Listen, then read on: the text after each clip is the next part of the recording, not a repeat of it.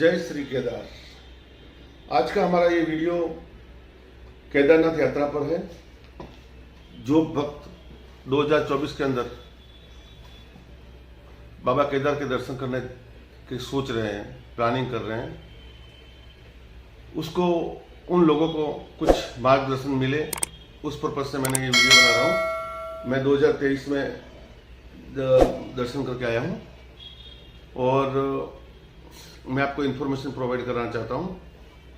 तो सबसे पहले आप ये तैयारी अपने को जब केदारनाथ जाना है तो समझिए कि क्या करना है। अगर आप प्लान कर रहे हैं तो आप सबसे पहले ये सोचिए कि आपको किस मंथ में जाना है, किस महीने में जाना चाहिए। तो वैसे आपको पता हो तो कि बाबा केदारनाथ का जो मंदिर के कपाट है वो साल में 6 महीना ही खुलते हैं और 6 महीना बहुत ज़्यादा बर्फ होने की वजह से बंद होते रहते हैं। तो जो हर साल अक्षय तृतीया आती है, अक्षय तृतीया के दिन कपाट खुलते हैं और जो दीपावली के बाद जो दूज आती है, भैया दूज, उसके आसपास कपाट बंद होते हैं। यानी कि कुल मिला के अप्रैल से लेके अक्टूबर के आसपास की यात्रा चलती है 6 महीना। अब सबसे पहले तो आप ये समझ लीजिए कि अगर किसी को जब कपाट खुलते और फर्स्ट डे जो होता है सेलिब्रेशन, उसका दर्शन करना है तो आपको रुकना पड़ेगा महाशिवरात्रि के दिन तक, क्योंकि महाशिवरात्रि का दिन होता है तब ही ऑफिशियल अनाउंसमेंट होता है कि किस दिन कपाट खुलेंगे, किस दिन पहले दिन शुरुआत होगी दर्शन की। तो अगर आप उस दिन का सोच रहे हैं तो वो आप महाशिवरात्रि के बाद डिसाइड कीजिए। उसके बाद अगर आपको ये डिसाइड करना है कि मैं किस मंथ में जाऊं, अप्रैल से लेके अक्टूबर तक, तो मैं बताना चाहता हूं कि जो अप्रैल मई जून ये 3 मंथ है ना, ये बहुत ज़्यादा रस वाले होते हैं। वहाँ पे बहुत ज़्यादा भीड़ होती है। जो श्रद्धालु आना का प्लानिंग किया है वो ज़्यादा सत्तर इसी मंथ में आ जाते हैं। तो क्या है, वहाँ पे रस हो जाता है, भीड़ भाड़ हो जाती है।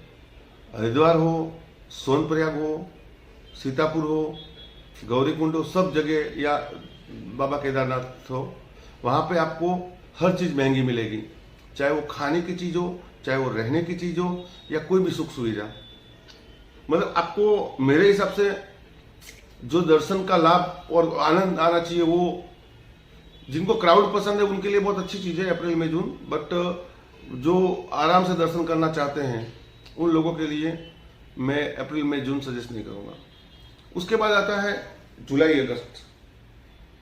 जुलाई अगस्त और सितंबर हाफ, ये 2.5 महीने का पीरियड है ना, ये बारिश का मौसम का पीरियड है। यानी कि आप गए, आपको बारिश का सामना करना पड़ सकता है। और बारिश होती है तो आपको पता है कि वहाँ पर भी जो घोड़े खच्चर चलते हैं उनकी जो लीद होती है, उनसे एक तो रास्ते बहुत ही ज़्यादा खतरनाक हैं, पथरीले रोड है, और उसके ऊपर फिर ये सारा फिसलन, गिरना, चोट, ये सारी दिक्कतें का फेस करना पड़ सकता है। तो उसको भी मैं अवॉइड करना चाहता हूँ। और मैंने जो यात्रा की थी वो की थी सितंबर एंड में, 30 तारीख को, 30/9। और मैं वही चीज़ बढ़िया मानता हूँ कि 15 सितंबर के बाद और अक्टूबर मंथ पूरा, और जहाँ तक यात्रा चले उससे थोड़ा पहले, वो पीरियड है ना, वो इतना अच्छा पीरियड है। आपको न बारिश मिलेगी ज़्यादा, ना आपको क्राउड मिलेगा, और न किसी प्रकार की महंगाई का सामना करना पड़ेगा। तो आपको वो पीरियड बहुत ही बेहतरीन है। मैं सजेस्ट करूंगा कि आप लोग उसी पीरियड में जाएं। तो क्या अगर आपके पास में महिलाएं हैं, बच्चे हैं या बुजुर्ग है, तो वो उनकी कैपेसिटी अलग होती है चलने की, तो उनको अपन साथ लेके अच्छे से दर्शन कर सकते हैं। और सारी चीज़ें आपको रिजनेबल प्राइस में मिलेगी। उस टाइम आपको घोड़े वाले सामने से पूछेंगे कि भैया चलोगे क्या, डोली वाले, पालकी वाले आपको सामने से पूछेंगे कि भाई चलना है। और जो पीक सीजन रहेगा उस टाइम आपको उनको रिक्वेस्ट करना पड़ेगा कि भाई चलो ना, चलो ना। तो ये तो है सबसे पहली डेट का मुद्दा कि भाई किस डेट को अपने को जाना चाहिए। तो आप अपने अकॉर्डिंग डेट फिक्स कर लीजिए। अप्रैल से लेके अक्टूबर एंड तक में कहीं भी आपको सेट होता है वो। मैं जस्ट सजेस्ट किया मेरा पॉइंट ऑफ व्यू, आप अपना पॉइंट ऑफ व्यू से आप कर सकते हो। दूसरी बात कि आपने फाइनल कर लिया कि मुझे इस मंथ में जाना है, तो क्या करना होता है, सबसे पहले आपको टिकट बुक करवानी होगी आपके शहर से लेके हरिद्वार तक। ऑप्शन 2 है आपके पास, हरिद्वार और ऋषिकेश। अगर आपको उत्तराखंड में बाबा केदार के सिवा अगर चारों धाम के दर्शन करने हैं ना, केदारनाथ, बद्रीनाथ, गंगोत्री, यमुनोत्री, फिर भी हरिद्वार आपको जाना ही जाना पड़ेगा। हरिद्वार मीन्स हरि का दरवाजा, वहीं से आपको सारे धाम मिलते हैं। तो आपको हरिद्वार या ऋषिकेश, वहां आपको बाई ट्रेन पहुंचना पड़ेगा। ऋषिकेश मैं सजेस्ट नहीं करता, उसका कारण कि वहां फ्रीक्वेंसी बहुत कम है। और हरिद्वार क्या है, प्रॉपर इसी रंग में रंगा हुआ है, मतलब सबके, आप वहां जाओगे तो सब किसी को यही है कि यहाँ श्रद्धालु आते हैं तो वो 4 धाम के लिए आते हैं। और ऋषिकेश थोड़ा योग नगरी और वहां फ्रीक्वेंसी थोड़ी सी कम है, बाकी दिक्कत वहां भी कोई नहीं है। अब आप ट्रेन की टिकट बुक कीजिए, और ट्रेन की टिकट बुक का हर कोई व्यक्ति करता है, तो उसमें कोई लिंक की जरूरत नहीं है, सीधी ऑफिशियल वेबसाइट है IRCTC की, वहां पे जाके आप अपनी टिकट बुक करें और कंफर्म टिकट आने और जाने की। अगर हरिद्वार का सीधी ट्रेन होती है वहां मिले तो ठीक है, अगर नहीं मिलती है तो दिल्ली, और दिल्ली से हरिद्वार मतलब निजामुद्दीन से तक ले सकते हैं, निजामुद्दीन से हरिद्वार या नई दिल्ली से, तो वहां से आप आसानी से हरिद्वार पहुंच जाएंगे। तो आपको कुछ बहुत टाइम पहले, जितना हो सके इतना पहले टिकट बुक कर लेनी है। टिकट बुक करने के बाद में आपको यात्रा पास बनवाना पड़ेगा। यात्रा पास व्हाट्सएप से भी बन जाएगा आपके मोबाइल से, और वेबसाइट से भी बन जाता है, कोई ज़्यादा बहुत ही इजी काम है। और ऑनलाइन भी होता है, ऑफलाइन भी होता है। अगर आप ऑनलाइन बना लोगे तो मेरे हिसाब से बहुत अच्छा रहेगा, क्योंकि ऑफलाइन में क्या होता है, सर्वर डाउन हो या बहुत ज़्यादा रश हो या कहीं पे आप जहाँ रुके हैं वहाँ से दूर हो, तो उससे बेटर ये है कि आप ऑनलाइन ही बनवा लें, और उससे बहुत ज़्यादा फायदा होगा। अब आपने यात्रा पास का मैं भी लिंक दे दूंगा आपको, तो आप उससे बनवा सकते हो। यात्रा पास बनवाने के बाद में, मतलब यात्रा पास में ऐसा नहीं है कि 13 तारीख की टिकट बुक की है तो मतलब आपको 13 डेट आई है और 13 को ही जाना पड़ेगा, उसका 1-4 दिन आगे पीछे चलता है, कोई इश्यू नहीं है। वहां पे सिर्फ काउंटिंग के लिए वो लोग रखते हैं कि भाई कितने लोग आ रहे हैं, कितने लोग जा रहे हैं। उसके बाद में समझो कि आपकी डेट आ गई है यात्रा पास की, तो अगर देखो वहां गौरी कुंड से या आप सोनप्रयाग से मान लीजिए या हरिद्वार से मान लीजिए, आपको अगर ऊपर जाना है बाबा केदारनाथ के दर्शन के लिए, तो ऑप्शन में क्या है, एक तो आप पैदल जाइए तो कोई दिक्कत ही नहीं है, उसके बाद खच्चर है उसमें भी कोई दिक्कत नहीं है, फिर डोली है जो 4 लोग उठाते हैं और आपको बिठा के लेके जाते हैं, और एक पालकी है जो पीछे मतलब आपको कंधे पे, उसको पालकी नहीं, आई थिंक दूसरा बोलते हैं, तो उस पर बिठा के लेके जाते हैं, पौनी बोलते हैं। और दूसरा एक हेलीकॉप्टर का भी ऑप्शन है। हेलीकॉप्टर की अगर आपको टिकट बुक करानी है ना, तो आपको इसकी IRCTC की ऑफिशियल वेबसाइट से ही टिकट बुक होती है, और वो यात्रा पास के रेफरेंस से ही होगी। यानी कि आप जब आप वहाँ बुक करने जाएंगे ना, तो यात्रा पास का जो आपका जो टोकन आया है वो टोकन आपको डालना ही पड़ेगा, तो तभी वो टिकट बुक होगी। और आजकल है ना, मैंने पिछले साल भी बहुत देखा था और बहुत सारे वीडियो भी यूट्यूब पे बने हैं कि हेलीकॉप्टर की बुकिंग में भी वही तकलीफ है जो ये रेलवे की बुकिंग में है। यानी कि सारे स्लॉट आपको सोल्ड ही मिलते हैं, सोल्ड। और वहाँ ऑफलाइन के भरोसे रहिएगा मत, वहाँ ऑफलाइन आपका बुकिंग हो जाए ये कोई श्योरिटी नहीं है। और आप फ्रॉड वहाँ पे बहुत ज़्यादा हो रहा है आजकल। अगर आप गूगल पे जाके सर्च करेंगे ना, तो बहुत सारी फ्रॉड वेबसाइट बन चुकी है जो कंफर्म टिकट देने का दावा करते हैं और वो पैसे ले लेते हैं और कुछ भी नहीं करते हैं। इसलिए IRCTC की ऑफिशियल वेबसाइट है जिसका लिंक मैं दूंगा, वहीं से आप अपना टिकट बुक करें। अगर आपको वो स्लॉट मिल जाता है तो वो 1 मंथ के गैप में वो मिलता है, तो आप जरा वो भी देख लीजिएगा। मतलब रेगुलर चेक करते ना, अगर आपको हेलीकॉप्टर में जाना है ना, तो कब आपका स्लॉट खुल रहा है वो आप देख लीजिएगा। और वो सोल्ड तुरंत हो जाता है, मतलब बुकिंग फुल हो जाता है, तो आपको जल्दी से वो मिलेगा नहीं, तो आप उसमें थोड़ा ध्यान दीजिएगा। अगर आपका हेलीकॉप्टर से नहीं जाना है, हेलीकॉप्टर का बुकिंग हो चुका है और ट्रेन का बुकिंग हो चुका है, तो नेक्स्ट, और हेलीकॉप्टर में भी 3 पॉइंट है, आप वो देख लीजिएगा। फाटा से भी हेलीकॉप्टर जाते हैं, सिर से भी जाते हैं, और अपना क्या नाम इसका, सीतापुर से भी जाते हैं। तो आप वो देख लीजिएगा कि आपको कहां से बुकिंग, मतलब वैसे मेरे हिसाब से तो आपको सीतापुर सबसे नजदीक पड़ेगा। उसके बाद में आपने टिकट बुक हो गए आपके। अब मुद्दा आता है कि पैकिंग कैसे करें। पैकिंग के लिए मैं आपको बता देता हूं कि आप किसी भी जगह ट्रैवल करने जा रहे हैं तो वो ट्रैवल में जो आप सामान ले जाते हैं वो सामान तो आपको रखना ही रखना है।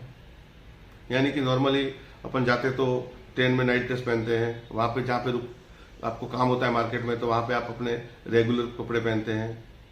और जो टूथपेस्ट, ब्रश, साबुन, ये जो अपना एक एसेंशियल है चीज़ें, वो अपन लेते हैं, वो तो लेनी है। उसके अलावा क्या लेना है वो मैं आपको बता देता हूँ। आपको टॉर्च रखना है एक तो, क्योंकि रात को वहाँ पे अंधेरा होता है, तो वो टॉर्च आपको बहुत ज़्यादा हेल्प करेगी। वहाँ रुकेंगे तो भी आपको टॉर्च की जरूरत पड़ेगी, और पॉसिबल हो तो मतलब सेल वाली या जो भी, मतलब वहाँ पे आप ऑप्शन मत ढूंढिएगा कि वहाँ पे मुझे चार्जिंग के पॉइंट इजीली अवेलेबल हो जाएंगे। तो एक वो आप ध्यान रखिएगा। पावर बैंक भी जरूर लीजिएगा, क्योंकि वहाँ पे ऑप्शन बहुत कम है, और ऐसा नहीं है कि आप कहीं पे 4 घंटे रुक गए और वहाँ पे आप चार्जिंग करने के लिए रुकेंगे, वो थोड़ा इम्पॉसिबल लग रहा है मुझे। तो आप पावर बैंक जरूर रखिएगा। बड़े 20,000 mAh की मैं यूज करता हूं, तो मेरे को तो 4-5 बार आराम से चार्ज हो जाती है। तो आप ऐसी कोई पावर बैंक ले लीजिएगा। उसके बाद आपका मोबाइल चार्जर, ये सब चीज हो चुकी है। अब मेडिसिन बहुत जरूरी चीजें हैं। मेडिसिन आप रेगुलर जो खाते हैं वो तो लेनी लेनी, उसके अलावा वहां पे आपको और लेनी है गोलियां। जैसे कि वहां पे ऊपर जाएंगे तो आपको थोड़ा ऑक्सीजन का कमी फील हो गई होगा, थकान फील होगी, कहीं हो सकता है चोट लग जाए, तो उसके अकॉर्डिंग आपको लेना है। पाँव में छाले पड़ जाए तो जो स्प्रे आते हैं जो थकान मतलब दर्द कम करते हैं, या जो ऐसी टैबलेट्स आती है जो आपको एनर्जी दे, ये सब चीज़ें आपको कैरी करनी है। और कपूर जरूर लेना है। कपूर आपको बहुत ही मतलब फायदेकारक चीज़ है। यानी कि अपने को जब भी मतलब ये ऑक्सीजन की कमी महसूस होती है तो कपूर आप अगर रुमाल में रखेंगे ना तो आपको बहुत ज़्यादा फायदा देगा। उसके अलावा मैं आपको बताऊंगा कि आप और क्या चीज़ें कैरी करेंगे जो अपने सिटी से निकलेंगे। तब आप एक ट्रैकिंग शूज जरूर ले लें। ट्रैकिंग शूज ऐसे लीजिए कि जो बारिश हो जाए तो भीगे ना। नॉर्मल ट्रैकिंग शूज में क्या होता है कि बारिश से भीग जाते हैं तो फिर वो पूरा अंदर का सॉक्स वगैरह खराब कर देते हैं। और सॉक्स भी आप विंटर वाले लें तो क्या है कि वो आपको ठंडी से भी हेल्प करेंगे। और फिर एक हाथों के भी सॉक्स लेने पड़ेंगे आपको, क्योंकि ठंडी ज़्यादा हो सकती है वहाँ पे। कभी भी वहाँ केदारनाथ के मौसम का कोई भरोसा नहीं है। मैं गया था ना तो मेरी शहर से भी ज़्यादा तापमान मिल गया मुझे, तो मेरे को एक कपड़ा भी यूज़ नहीं करना पड़ा। बट मौसम कभी भी कुछ भी बदल सकता है, कभी बारिश, कभी ठंडी, कभी गर्मी, कभी धूप, कभी छाव, ऐसा होता है।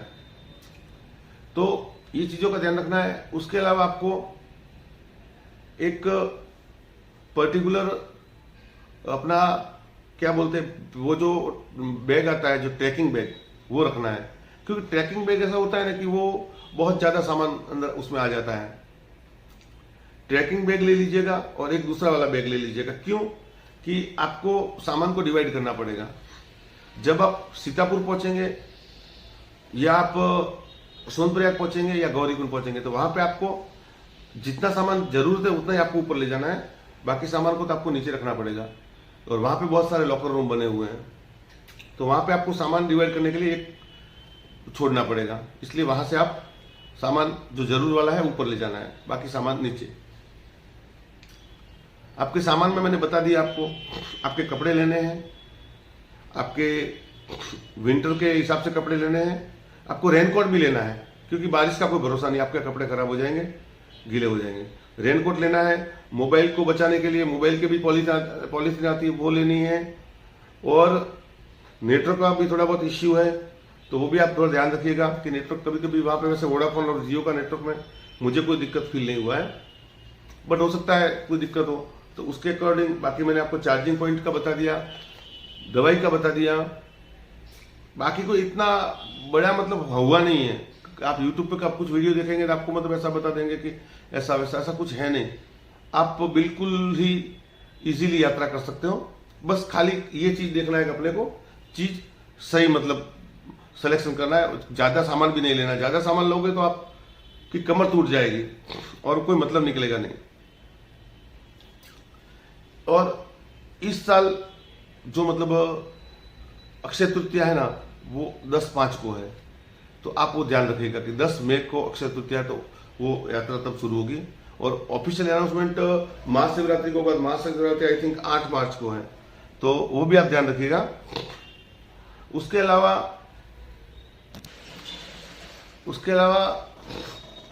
अगर आपको बाई प्लेन आना है तो आपके लिए देहरादून सबसे नजदीकी एयरपोर्ट है, तो जो यात्री बाई फ्लाइट आएंगे तो उनको देहरादून आना पड़ेगा और वहां से फिर वो सोनप्रयाग आ सकते हैं।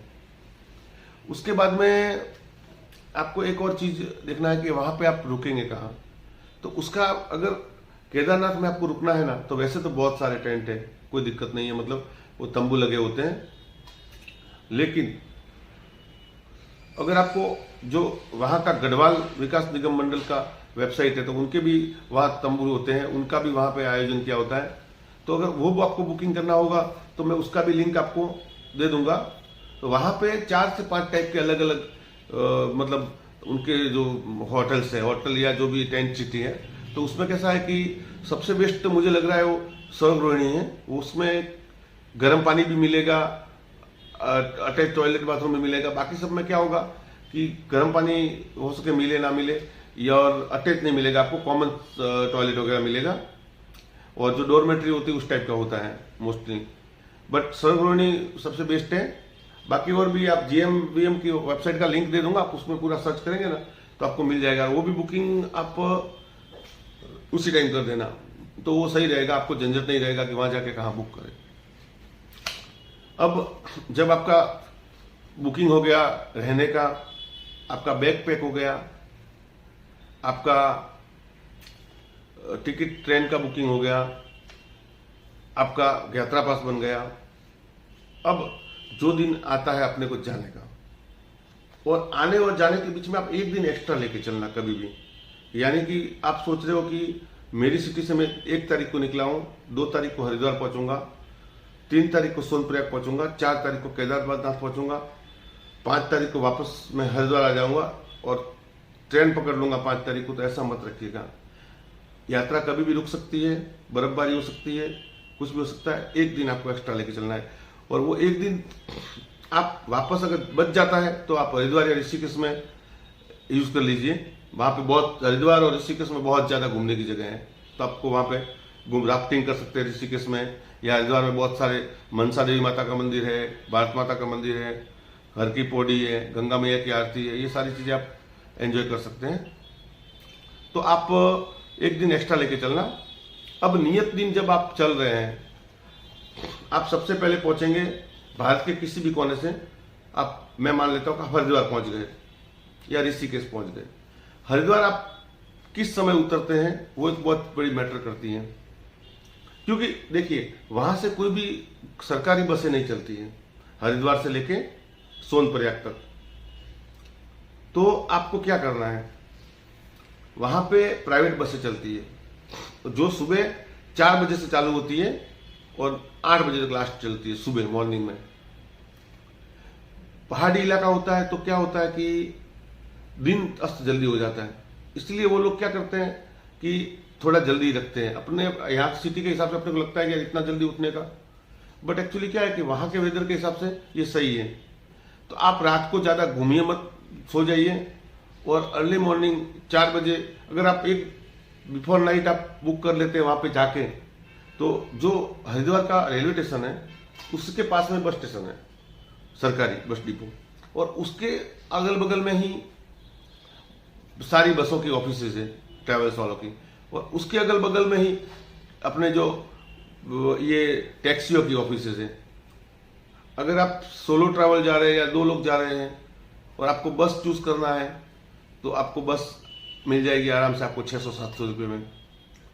अगर आप टैक्सी ले में जाना चाहेंगे तो आपको वो टैक्सी पर पर्सन 1000 रुपये को चार्ज करेगी।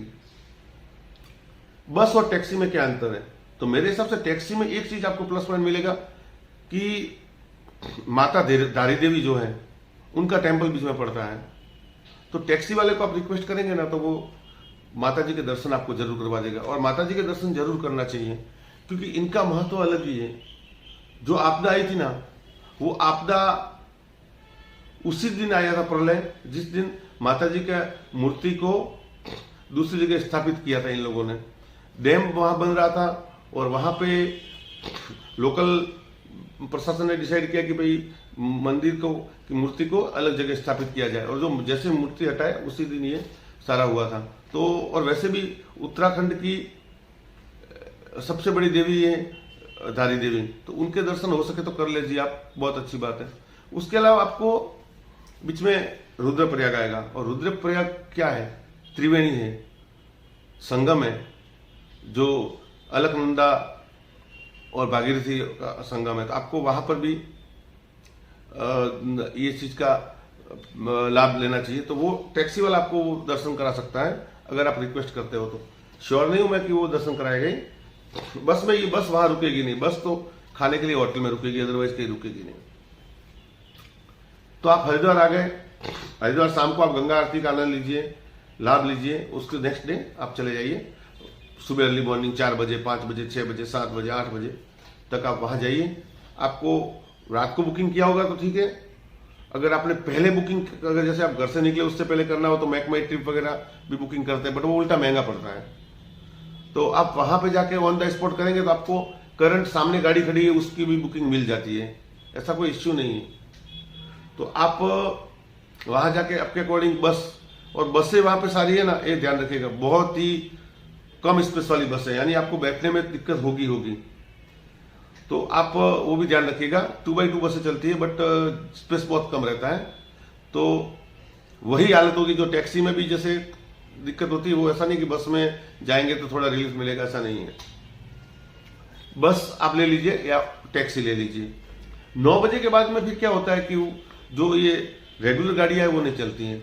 फिर अगर आपका ग्रुप है, आप 8-10 लोग हो गए तो आप जा सकते हो। अब समझिए आप वहां से निकल चुके हैं। हरिद्वार में कहाँ रुकना है रात को, तो आपको बता दूं कि वहां हजारों की संख्या में धर्मशालाएं हैं, होटलें हैं, कोई दिक्कत नहीं है। हरिद्वार में किसी चीज की दिक्कत नहीं है, और प्राइस भी इतना लो है ना, अपनी सिटी से भी कम है, तो वहां पे कोई दिक्कत आएगा नहीं। अब आप नेक्स्ट डे यात्रा शुरू करते हैं हरिद्वार से सोनप्रयाग की। या सोनप्रयाग के लिए आप निकलेंगे तो लगभग इसमें भी आपको टाइम लग जाएगा, समझिए ना कि 8 से 9 घंटे लगता है। 8 से 9 घंटे में आप सोनप्रयाग, जो टैक्सी वाले हैं वो तो आपको सोनप्रयाग छोड़ेंगे, लेकिन बस वाले हैं ना वो आपको सीतापुर ही छोड़ेंगे। सीतापुर जस्ट 1 किलोमीटर पहले है सोनप्रयाग से। तो आप हड़बड़ाए नहीं कि भाई हमको सोनप्रयाग का बोला था और इन लोगों ने हमको सीतापुर उतार दिया।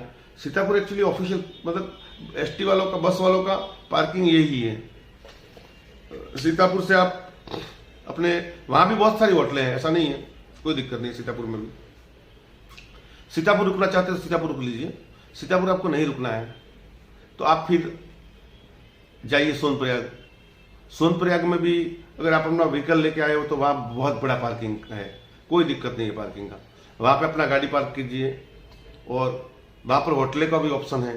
तो वहां पे होटल थोड़ा महंगा है, और आप ऑनलाइन मत बुक कीजिएगा सोनप्रयाग में, क्योंकि वहां पे इतनी सारी ऑप्शन नहीं है होटलों के। वहां पे ऑप्शन ज्यादातर डोरमेट्री के हैं, यानी कि आप 500 रुपया दीजिए और आपका एक डोरमेट्री आपका कॉमन।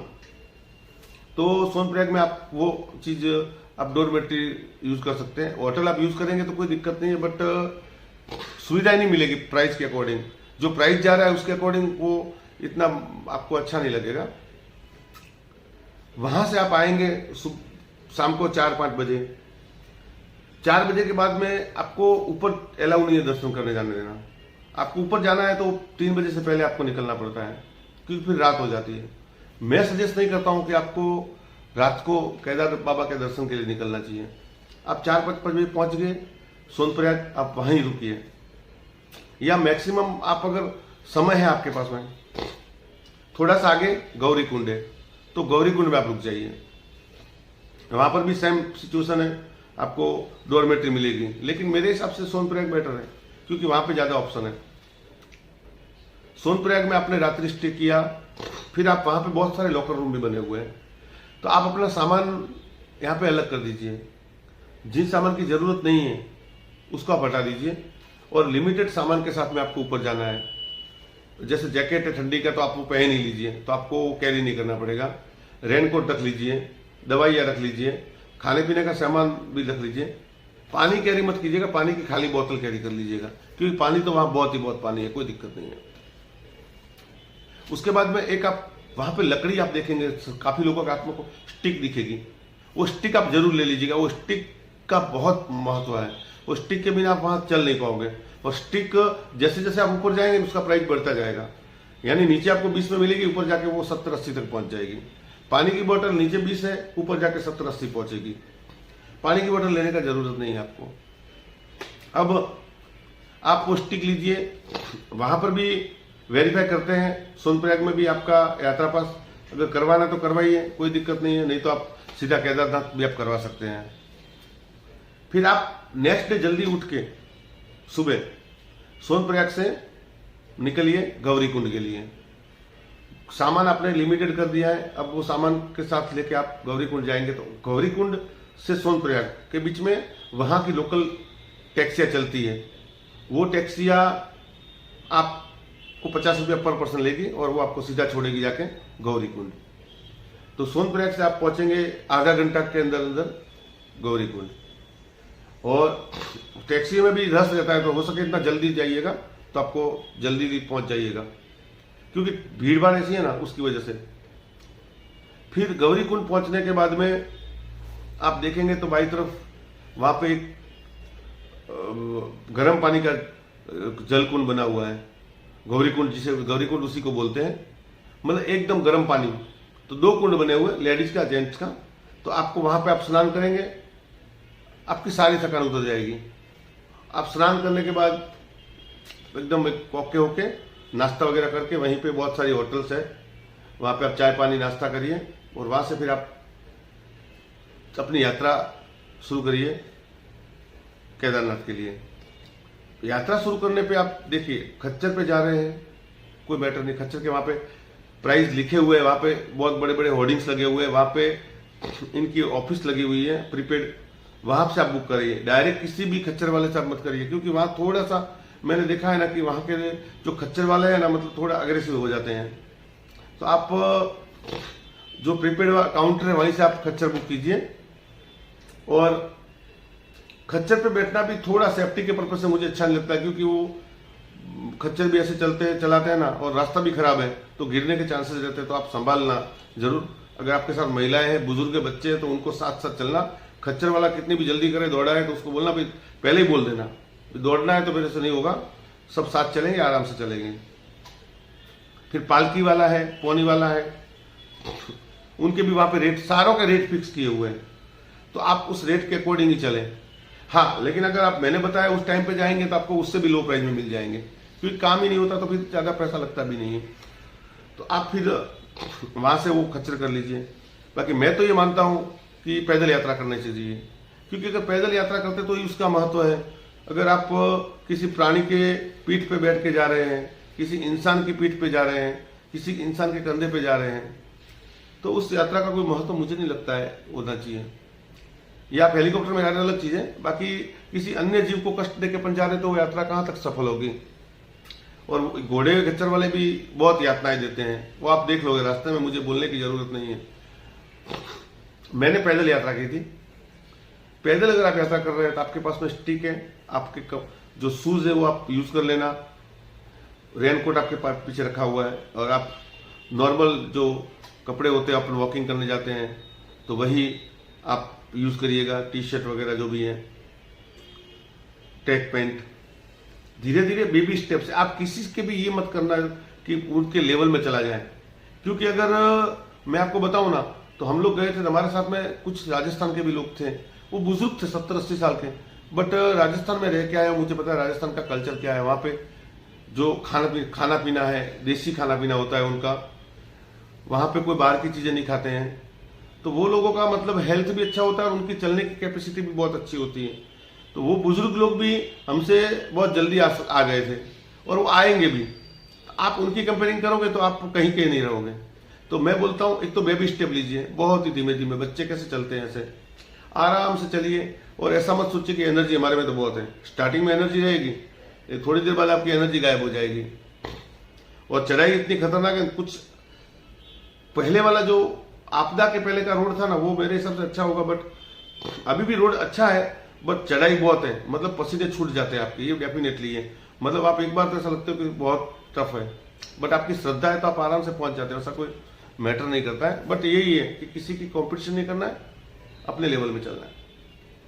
धीरे धीरे धीरे धीरे आपको जहां लग जाए कि रुक जाना है, रुक जाइए। अपने आगे वालों को भी रुक बोलिए, साथ में चलिए। अगर वो नहीं चल रहे तो उनको थोड़ा आगे रखिए, भाई हम आ रहे हैं, पीछे पीछे पीछे। हो सके तो ग्रुप में ही करिए कि साथ साथ रहना है, क्योंकि अगर लेट हो गया, अंधेरा हो जाता है, तो फिर वहां पे लाइट के ऑप्शन कम हो जाते हैं।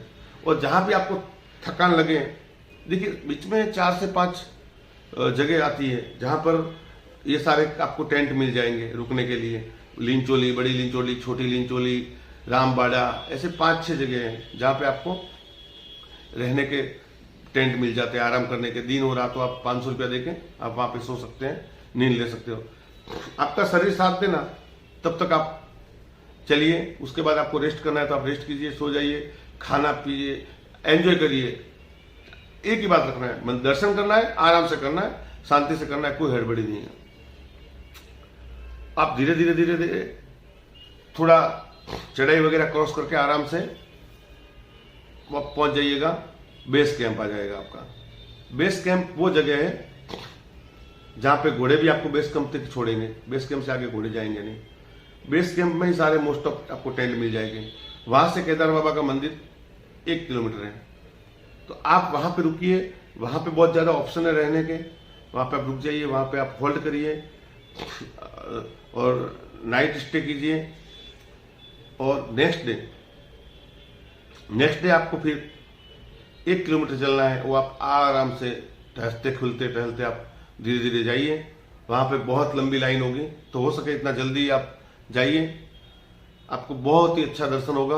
और केदारनाथ आप पहुंच गए ना एक बार जो मंदिर के प्रांगण में, उसके बाद मैं आपको बोलूंगा कि आपको कभी फील नहीं होगा कि आपको थकान है, आपकी सारी थकान खत्म हो जाएगी।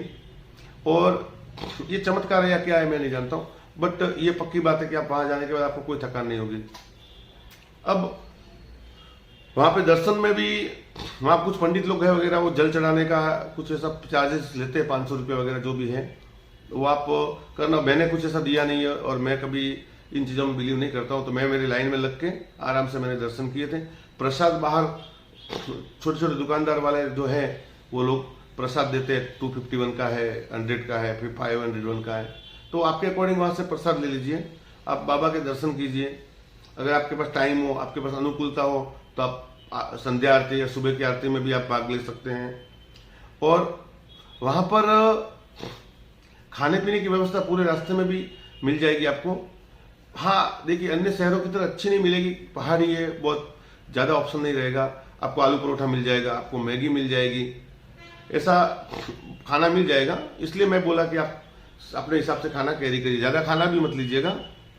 चाय वगैरह वहां पे मिल जाएगी, भंडारा भी चलता है, तो आप वहां पे वो लीजिए। और दर्शन के बाद आपको वहां शंकराचार्य जी की एक बड़ी प्रतिमा है, वहां के भी आप दर्शन कीजिएगा। एक और छोटा सा मंदिर बना हुआ, उसके अंदर पानी का कुंड है, और कुंड में आप जब ओम नमः शिवाय बोलते हैं ना, तो वहां पे बुलबुले उठते हैं, तो वो भी एक चीज आप जरूर वहां पे देखिएगा। उसके अलावा भैरवनाथ बाबा का मंदिर ऊपर 1 किलोमीटर, और अगर आप में दम है, आपका चढ़ने में क्षमता है, तो आप फिर ऊपर भी 1 किलोमीटर जाके और कर जाना चाहिए वैसे, क्योंकि हर जगह आप जहां पर भी मैंने देखा है, उज्जैन हो या कहीं भी जो अपने जो ज्योतिर्लिंग है, वहां पे मंदिर अपने जो शिवलिंग के दर्शन करने के बाद में भैरव बाबा के मंदिर पे दर्शन करते, तभी वो आपकी यात्रा पूरी होती है। तो आप वहां पे भी दर्शन करिए। और उसके बाद में उससे ऊपर भी जो ताल बने हुए हैं वहां भी कुछ लोग जाते हैं ट्रैकिंग के लिए, और वहीं से जो वो ताल मतलब तालाब, वहीं से वो सारा नीचे मतलब पानी आया था आपदा में जब वो तालाब टूटा था। तो आप वहां भैरव बाबा के मंदिर के दर्शन कीजिए, वहां पे प्रसादी लीजिए, और उसके बाद में आपको रात को रुकने की जरूरत नहीं है मुझे लगता है। अगर आप एक रात रुक गए हैं तो, क्योंकि मौसम बदलता रहता है, बारिश तेज कभी चालू हो जाती है। और भीमशिला के दर्शन अवश्य कीजिएगा, जो आपदा के समय मंदिर की रक्षा की थी, वो मंदिर के एग्जैक्ट पीछे है, वहां भीमशिला के दर्शन कीजिए, फोटोग्राफी कीजिए।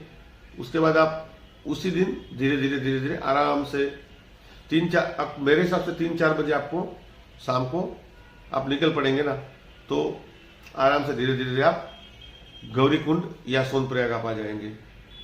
सोनप्रयाग या गौरीकुंड आएंगे आपको रात के 9-10 बज जाएंगे। और ये पहाड़ी इलाकों का मतलब वेदर ऐसा है ना कि आपको 8-9 बजे भी 12 बजे का फीलिंग करवाएगा कि रात के 12 बजे हैं। 6 बजे आपको लगेगा कि 9 बजे हैं। तो फिर आप गौरीकुंड, आपने जहाँ सामान रखा है, लॉकर रखा है, उसके आसपास ही आप वहां पे डॉर्मेट्री ले लीजिए 500 रुपये में, वहां आप रुक जाइए। और टॉर्च आप जरूर कैरी करना, रात में अंधेरे में पहाड़ी इलाका है, फिसलन वाला है।